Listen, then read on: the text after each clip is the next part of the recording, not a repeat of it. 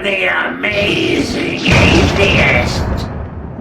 Ants. They can live in super colonies of hundreds of millions of individual members. Termites can also live in colonies numbering into the millions. Bees can live in colonies numbering into the tens of thousands. Mammals, in comparison, live in relatively teensy little colonies. For instance, a congress of baboons, and that's actually what it's called, a congress. Isn't that lovely? A congress of baboons usually consists of about 50 members. It can be as many as 250, but it's usually around 50. A community of chimps can consist of 20 to 150 members, but usually they break up into smaller subgroups. The only mammals on Earth that live in colonies that rival the size of insect colonies are us,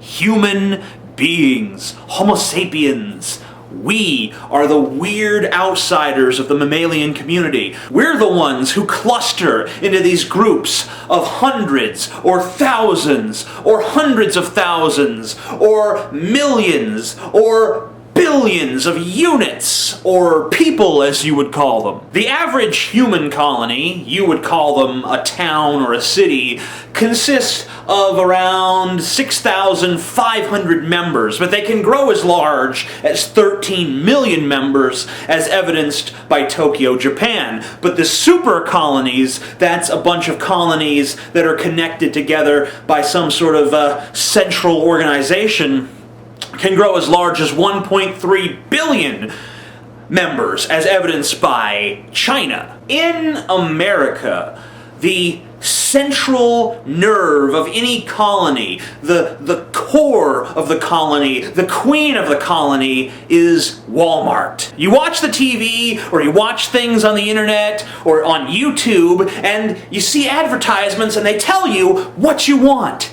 And then you go to Wal-Mart to go get it. Maybe you don't go to Walmart. Maybe Walmart is beneath you. You go to a fancy store. You go to the store that sells all the organic food for really, really high prices. I bought this at a store like that. This is Gold Peak tea, sweet tea with real sugar, no preservatives. And it says, how does Gold Peak craft its home-brewed taste? It starts in the Rift Valley of Kenya. At an elevation of 8,000 feet, the highest quality tea leaves are hand-picked by expert pickers. I'm envisioning guys with AK-47s pointing them at small children like, pick the tea leaves! Americans need their tea! So this is really fancy shit that I got at a really fancy store because I'm too important to shop at Walmart like a mere lowly peasant. But you know who makes this? Coca-Cola. Produced under authority of the Coca-Cola Company, owner of the registered trademark Gold Peak. So if I had gone to Walmart and bought a Coke, the lowly drink of the peasants, I'd be giving my money to exactly the same people as I gave it to when I bought this. This fancy $6 tea. Produced for the Coca-Cola Company, Atlanta, Georgia. Consumer information call 1-800-467. I think I'm going to do just that. 1-800-467.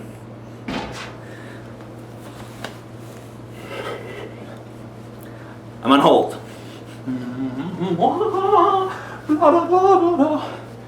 Yes. Hello. I had a question.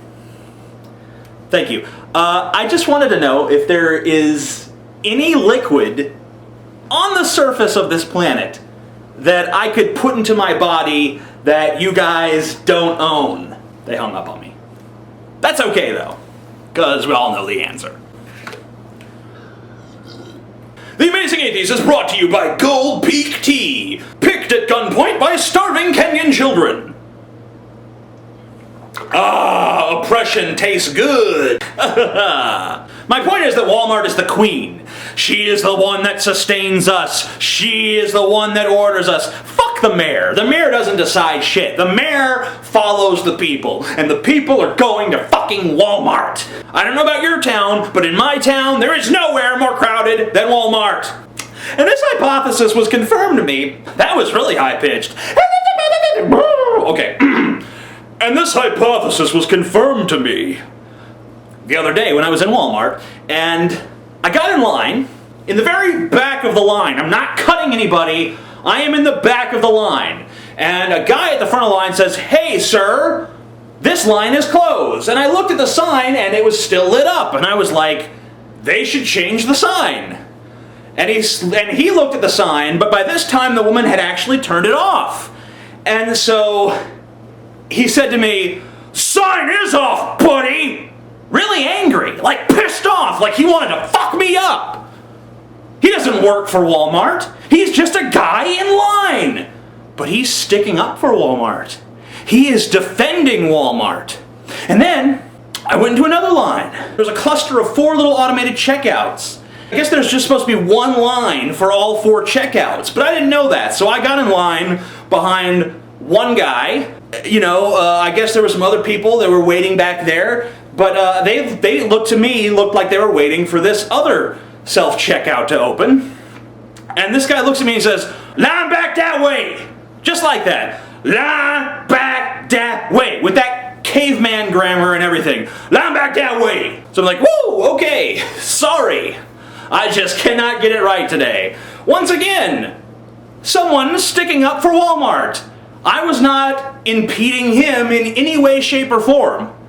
He was mad at me because I was defying the rules of Walmart. He is loyal to Walmart. Walmart is his mother. Walmart is his queen.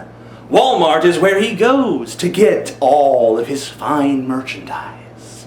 Today, I went back to Walmart because I needed to get a few more things. Things I'd forgotten yesterday. Things I needed to get. And I was at the little McDonald's inside the Walmart because I was starving. And I just got a little thing of chicken nuggets because I am making chili. And I don't want to spoil my appetite for the chili, but I'm really hungry, so I'm like, I'm going to eat some chicken nuggets. And I saw a woman bring her cart into the little McDonald's that is inside the Walmart. And that's against the rules. And for a moment, I got upset. I was like, what? You're not supposed to bring your cart in here. And I stood up and I was about to say, hey, that cart doesn't belong in here.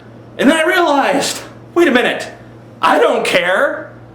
The only reason I care is because I care on behalf of Walmart. Because I, too, am a member of this hive consciousness, this collective, this self-enforcing beast. I was acting in the role of what my friend Howard Bloom calls a conformity enforcer.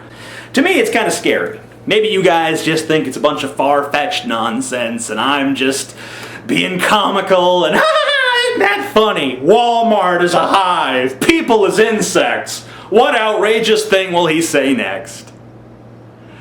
You poor ignorant fucks. I'm sad now. But that is good tea. By the way, we've raised over $2,500 already for the animals of the Gulf Coast and for the people of the Gulf Coast. I appreciate everyone who's donated so far, but we could still do a lot better for the Humane Society of Louisiana, as well as the Rescue Ranch and the Defenders of the Coast and a bunch of other organizations that are doing wonderful things to fix the problems, the mess caused by the oil spill, which no one else is willing to fix, especially not our government. So, please visit that site. If you haven't donated now, donate. If you haven't seen my last video, it's very important that you do so. Click right here and watch it. It's not my usual stupid, entertaining bullshit. It actually has a message. It's actually important. Please watch it. Thank you very kindly for your support. Thank you very kindly for trying to make a difference in a world where I know that a lot of times trying to make a difference just feels completely futile, but I assure you that it's not. We have changed things in the past. We can change things now. I appreciate it. And so